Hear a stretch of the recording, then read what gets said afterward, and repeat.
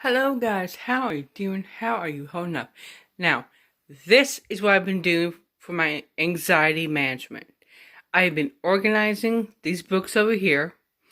These are binders like recipes from Pinterest. And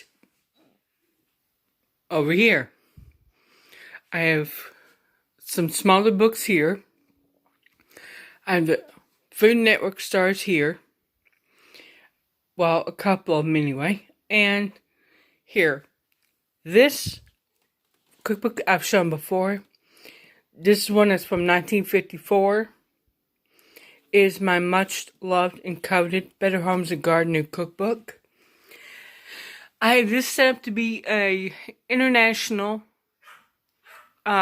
cookbook area, and down here is going to be a miscellaneous, like vegan. These two books are vegetarian and vegan. They have great ideas on how to supplement your meat. And you can use them to stretch your meat as well. Hello, talking hand. But yeah, that's what I've been doing. This is going to be part 1 of this video.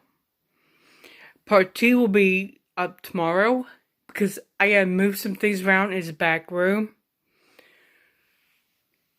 Then, hey, I will be done.